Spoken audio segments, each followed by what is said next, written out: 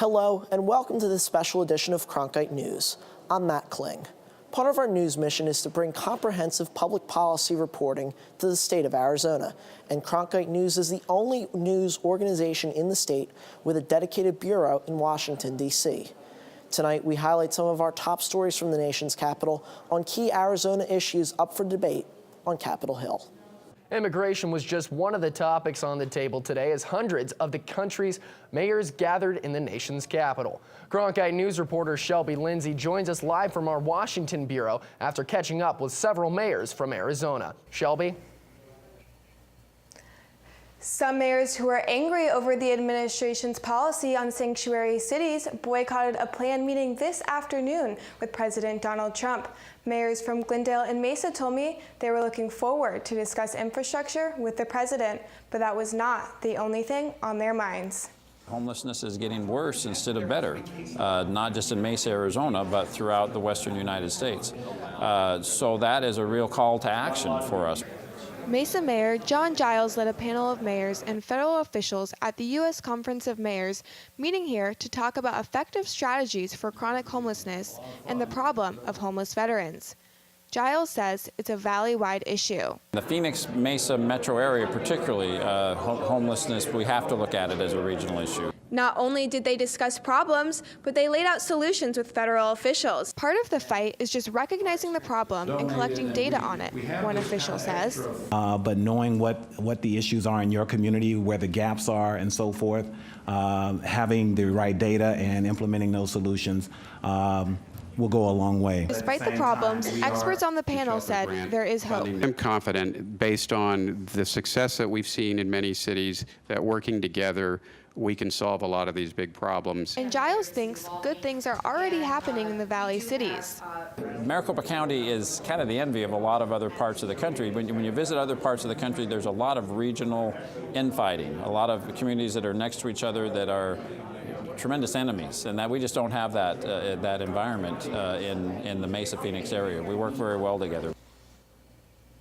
The mayors have more meetings tomorrow. Mayor Giles will be leading a discussion on the 2020 census, and Phoenix Mayor Greg Stanton will be a part of a panel on climate change. Live in Washington, I'm Shelby Lindsay, Cronkite News. Mayors from Phoenix and Mesa joined leaders from across the nation, today to unveil a new model with dealing with homelessness. Ariana Bustos is live at our D.C. bureau with the story. Yesterday, Mesa Mayor John Giles was leading a panel of mayors at a conference here as they talked about approaches to homelessness.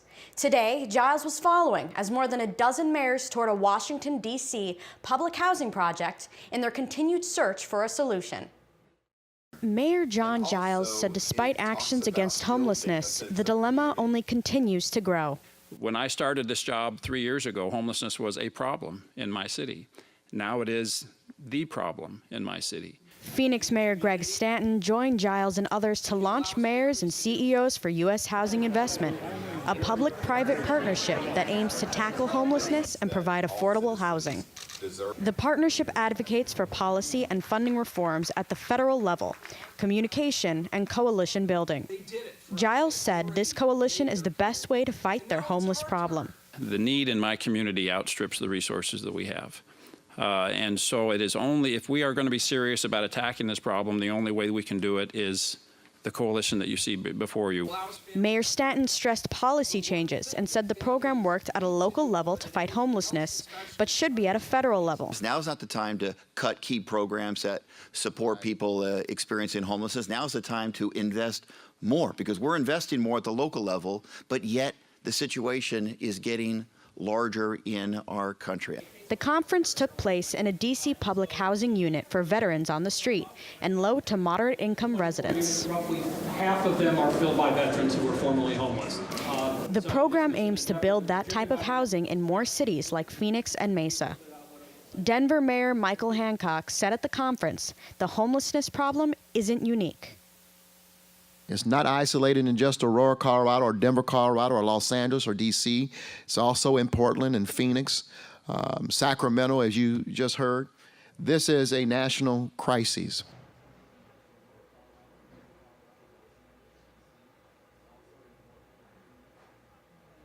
It may be a national issue, but the mayors here all agreed that cities have to step forward because the federal government has not. In Washington, Ariana Bustos, Cronkite News. Rising tensions between North Korea and the United States have brought the doomsday clock 30 seconds closer to midnight, or the edge of global annihilation.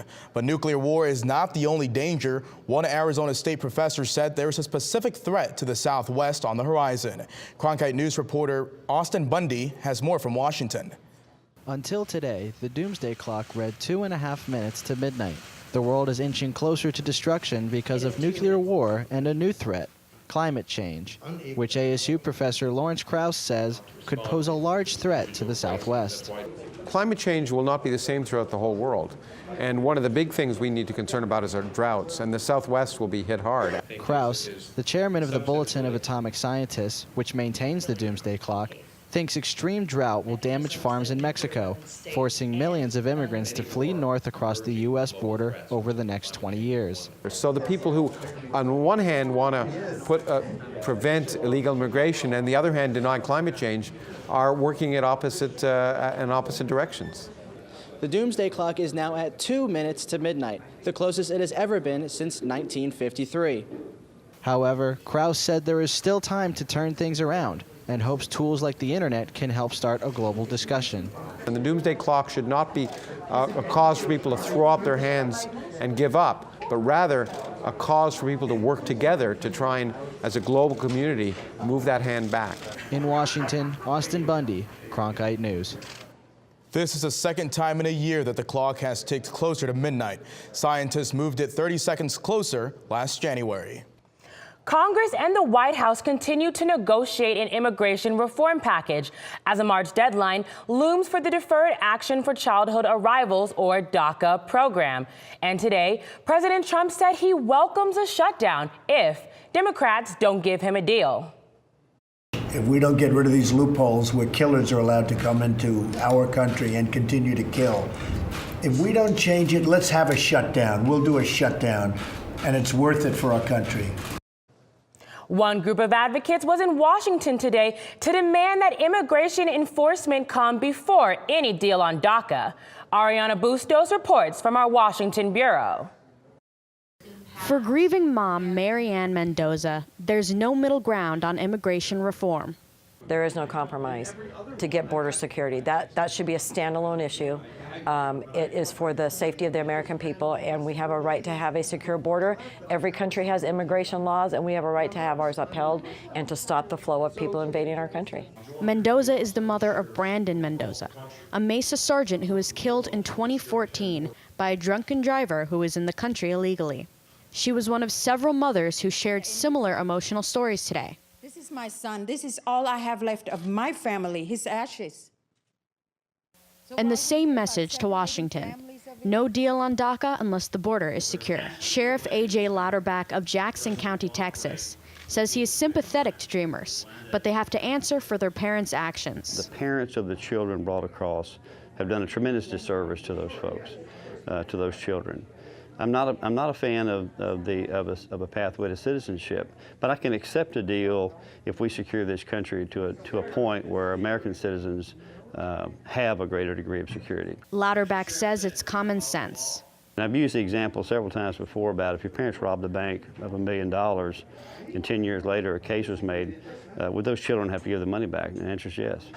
Mendoza says she would be okay with a deal after the border is secure, if a dreamer can prove their value. Contributing to our society, the best of the best coming from other countries, then prove to us, put them through the proper vetting, make sure there is no criminal background, and make them go through that process every 2 years to be able to stay in the program. In Washington, Ariana Bustos, Cronkite News. Banks took a hit in the markets after the Federal Reserve brought sanctions against Wells Fargo on Friday. Now, Wells Fargo is working to reassure its customers. Shelby Lindsay reports from Washington. Wells Fargo CEO Tim Sloan took a reassuring tone in a message to the bank's customers this week. The order is not related to Wells Fargo's financial condition. We remain one of the nation's soundest financial institutions with strong levels of capital and liquidity. Wells Fargo is on a path to rebuild trust and ensure that we are serving you well. The Federal Reserve action Friday was in response to the revelation last year that Wells Fargo employees opened up 2 million fake accounts. Wells Fargo will replace 4 board members and is restricted from growth until the company improves on governance and controls. Ed Mrzwinski of the Public Research Group called the sanctions a huge statement by the Federal Reserve. And Mrzwinski wonders whether our banks are getting too big to manage. Fed wasn't only speaking to those 15 or 18 Wells directors. They were speaking to every bank director in the country. Is the banking system still safe? Well, the regulators have to take action, and this should give the people of Arizona a little bit more confidence that at least somebody is watching Wells Fargo and therefore also watching other banks. Although the Federal Reserve placed sanctions on Friday, Sloan said the company has been making improvements since last year. It's important to note that these are not new matters. We have made significant progress in addressing these issues with more work underway. But Mrzwinski said there's still work to be done. The new board is going to have to look much more closely over the shoulder of management. In Washington, I'm Shelby Lindsay, Cronkite News. I'm Judy Woodruff, anchor and managing editor of the PBS NewsHour. The journalists of tomorrow face a fast-changing media landscape, but quality news remains vitally important to our communities, our country, and our world. At ASU's Walter Cronkite School of Journalism and Mass Communication, students learn solid, reliable reporting, holding the powerful accountable, and rebuilding the public's trust. The Cronkite School and Arizona PBS, preparing the next generation for a stronger future of journalism. As journalists at Cronkite News, we report on stories that matter to you by focusing on the local impact. We dig deeper and work tirelessly to keep you informed. Live in Wickerburg. Live in Los Angeles. In Cleveland. In Washington. In Louisville. From Jerusalem. Live in Philadelphia. From around the world to right here in Phoenix. At Cronkite News, we report the facts and stick to the truth.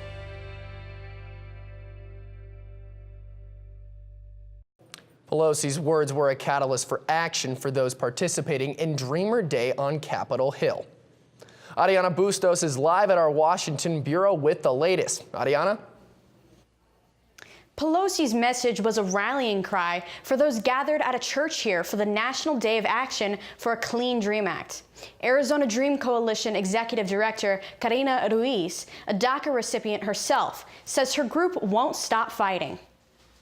Politicians and Congress are talking about immigration, not because they want to do it, but because immigrant youth have been reclaiming our space in Congress. We've been taking over offices. We've done sittings. I got arrested. I put my body in the line in December. We're going to do whatever it takes. Political activist Linda Sarsour says she's demanding that Congress pass a Clean Dream Act, even if it means a government shutdown. For those of you who are government workers, who have to feed their families, I'm with you, I understand. But sometimes we gotta make sacrifices for the things that we believe in. Congressman Keith Ellison of Minnesota says he won't vote for anything but a Clean Dream Act. Ellison credits activists like those here today who urge Congress to make change. It's really not about no politicians, including me. It really is about the pressure you all have brought to this moment. And it is that pressure that is making everybody have to act. Ruiz says she's hopeful for a better future and calls for youth to continue to rally and not stop now. For people in Arizona, for DACA recipients, immigrant youth and their families, I want to call on them to not lose hope. I know that it can be frustrating, that people might think that we depend on Congress all the time, but I want them to join organizations like ours. I want them to join the movement. The rally has wrapped up, but Pelosi, who began speaking shortly after 8 a.m. Phoenix time, is still going. Live in Washington, Ariana Bustos, Cronkite News. It was 2 months ago today that Arizona Representative Trent Franks left Congress in the face of a harassment probe. Yesterday, the House gave final approval to policies aimed at protecting congressional workers from sexual harassment. Cronkite News reporter Austin Bundy has details from our Washington bureau. The bills, called the Me Too Congress Act by some, are aimed at creating a no-tolerance atmosphere towards sexual harassment on Capitol Hill and elsewhere, said California Representative Jackie Speer. It's also a victory for the American public. And we are sending a clear message to them and to everyone who is employed across this country. The bipartisan legislation follows a rash of harassment cases in Congress, resulting in the resignations of Senator Al Franken, Representatives John Conyers and Trent Franks, and forcing several others not to seek re-election. The bills require that every congressional office adopt an anti-harassment policy and creates an Office of Employee Advocacy to provide legal help for workers who say they have been harassed. The policy would also make lawmakers here reimburse the U.S. Treasury for any harassment settlements paid out on their behalf, drawing praise from one of its co-sponsors, Arizona Representative Kyrsten Sinema, who said, "Arizonans' tax dollars shouldn't be used to cover up bad behavior. Today, we worked across the aisle to hold members of Congress personally accountable for any sexual harassment settlement." Spears says the policy will succeed by giving the victims the help and attention they deserve. The victim will have support. The victim will have legal representation. The victim will be in charge. Reporting from Washington, Austin Bundy, Cronkite News. For some immigration advocates from Arizona, however, the promise of a vote is not enough. They want to see action now. Cronkite News reporter Ariana Bustos was with them as they took their case to Democratic lawmakers on Capitol Hill today. Phoenix dreamer Karina Ruiz says she's had enough of promises. They keep saying we'll do it next week. By next week, there's going to be many families that are going to be separated. And they could prevent it by simply demanding that there is a solution for immigrant youth. They've been saying it. Well, we're tired of words. They need to show it with their actions. Senator Chuck Schumer urged fellow Democrats today to pass the budget deal now and take up immigration next week. In the House, leaders are insisting on a budget vote before any DACA debate. That sparked an 8-hour floor speech yesterday by House Minority Leader Nancy Pelosi, who demanded a DACA vote now. It's not just 8 hours for us, it's our whole lives that are at risk right now. So we're coming here to share our stories and to make sure that the Democrats do what they promised us back in September, which is hold the line unless this budget deal has the DREAM Act. Organizer Bruna Buhid says her group focused today on Democrats to ensure they stand with Pelosi and oppose any bill that doesn't include a DREAM Act. Ruiz says Democrats have to take a risk and that sometimes it takes sacrifices. Today is my son's birthday, 16th birthday, and I'm not with him. I'm here, fighting, because it breaks my heart to think that I won't be able to be another birthday with him. The sit-ins are expected to continue for just over 8 hours today, the same amount of time Pelosi spent speaking on the House floor. Budget votes are not expected until late tonight. Reporting from Washington, Ariana Bustos, Cronkite News. Earlier this week, the House passed a resolution to fund the government until March 23rd, a measure that includes funding for community health centers for the next 2 years. Shelby Lindsay in our D.C. Bureau reports on the lasting impact of this bill. With over 600,000 patients and 2 million visits a year, advocates say community health centers have a huge impact in Arizona, not only for patients, but the entire state. But people throughout Arizona will be impacted because of the stress on hospitals, the stress on provider network, and right now we have a lack of both of those structures in Arizona, and the cost factors of health insurance would also go up. O'Halloran is concerned because funding is scheduled to dry up by the end of March, and health centers are facing a 70% cutback in program funding during the worst flu season in recent history. Daniel Hawkins, vice president of the National Association of Community Health Centers, said the centers provide excellent care to local communities. They do great work. They keep people healthy on the job. They keep kids healthy and in school. And they contribute to their local community and economy through that. A bill that passed in the House is a 2-year fix, but Hawkins and O'Halloran said they are looking for long-term funding to give assurance to providers. Under the House bill, health centers will receive roughly $4 billion a year to continue funding the roughly 1,400 health centers across the nation. So that the health centers will be able to have the security and the certainty to know that they can go on providing that care without danger. Today, we want to make sure the message goes loud and clear. The 2-year continuation of funding is not enough. We have to have a permanent structure. But the vote now going to the Senate is facing an uncertain future. In Washington, Shelby Lindsay, Cronkite News. In his State of the Union address, President Donald Trump promised a $1.5 trillion investment in the nation's infrastructure. The president released details of his plan at a White House meeting today with state and local officials, including one Arizona state senator. Cronkite News has team coverage on what the plan could mean for our state.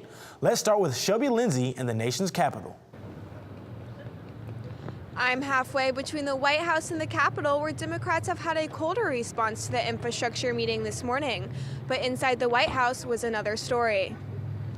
The $1.5 trillion plan will actually involve only $200 billion of federal money. That is supposed to generate the rest in funds from state and local governments or private investors. A key part of the White House plan is cutting regulatory red tape to speed permits on construction projects. Arizona State Senator David Farnsworth said cutting red tape will give taxpayers a better return on their investment and make them more willing to fund projects. If we can show people that the government actually can get things done, then when we propose a small tax increase to cover infrastructure, I think they'll be excited and more than willing to do it. Trump said the U.S. is having a hard time getting money to rebuild its roads and bridges, and faster permitting will help attract private funds. It will speed the permit approval process from 10 years to 2 years and maybe even to 1 year. Democrats blasted the plan, saying it would result in more tolls and fewer environmental and other protections. Representative Raul Grijalva said the plan is a little more than tired Republican talking points. In a prepared statement, he said, "Local communities, not big corporate developers who solely care about profits, should have a voice in where a road or highways should go." But Farnsworth is hopeful, saying he's already eyeing an East Valley Freeway project he hopes to move forward quickly. We have Santan Valley, which has over 100,000 people, and they're basically stranded there without a freeway. And so I'm really hopeful that we can see movement both in State Route 24 and also the north-south corridor that will connect the State Route 60 with Interstate 10. The infrastructure plan is part of the $4.4 trillion budget that was released today by the White House. Live in Washington, Shelby Lindsay, Cronkite News. At his State of the Nation's address today, the president of the National Congress of American Indians renewed calls for better relations between Washington and the nation's tribal governments. That message resonated with Arizona tribal leaders. Cronkite News reporter Ariana Bustos has more information from our Washington bureau. Gila River Indian Community Representative Franklin Pablo Sr. says he hopes lawmakers were listening to today's address. It's very strong. And I hope that basically the senators and congressmen were listening, because basically we need that unity to have that collaboration between tribal and the federal side of it. The tribal-federal relationship was a key point of the address by NCAI President Jefferson Keel. The first principle is to honor and affirm the federal-tribal relationship. This goes back to the very beginning of the United States. Tribal governments have always worked directly with the federal government, not through state governments. Pablo says the address hit all important points, but there is no single approach for dealing with Indian country. Well, it addressed a tip of it, but not all of it. But the reality is each tribe is unique in their own reservations in their own government, but also within their own issues. Pablo is optimistic for the future of the Indian communities and says the NCAI gives a spotlight to important issues. Overall, Indian nations are strong, but the reality is that we still struggle here and there, but also is that for this NCAI, this is a place where we come to make things stronger for all Indian nations to address some of these issues. Reporting from Washington, Ariana Bustos, Cronkite News. It was a tall order. Design one monument to recognize the contributions of all Native American tribes to all U.S. wars. More than 100 took the challenge, and 5 finalists were unveiled last week. Reporter Shelby Lindsay has the details. I'm standing here outside the National Museum of the American Indian, where a new memorial honoring Native American veterans will be built within the next few years. 5 finalists unveiled designs Wednesday commemorating tribes that have sent soldiers to the U.S. military ever since the Revolutionary War. One named We Fight for Our Country by Native Americans Daniel Sosway Jones and Enoch Kelly Haney represents the tribes and future generations. Warriors from 8 regions, and I use different headdresses from those regions to denote that these people represent a large group. The other concepts include more modern designs, a memorial loop, and Native American legends showing the history of American Indian veterans. For some reason, don't seem to understand the history of Native people in this country. But Native Americans have served in the armed forces at a higher rate than any other ethnic group in the country. The 5 finalists chosen in Washington shared their proposals, thoughts, and emotions on what they say is long overdue. This would be the most important piece of American Indian art in the 21st century. Come to this project with a lot of humility and openness to learn. The 5 finalists have until May 1st to refine their vision before submitting final proposals to a panel of judges. Harvey Phillip Pratt, a Cheyenne Arapaho and former veteran, was passionate on the issue. This is going to be and always will be Indian country. Regardless of who owns it, it will always be Indian country. In Washington, Shelby Lindsay, Cronkite News. Thanks for joining us for this special edition of Cronkite News. For more multimedia coverage, go to cronkitenews.azpbs.org.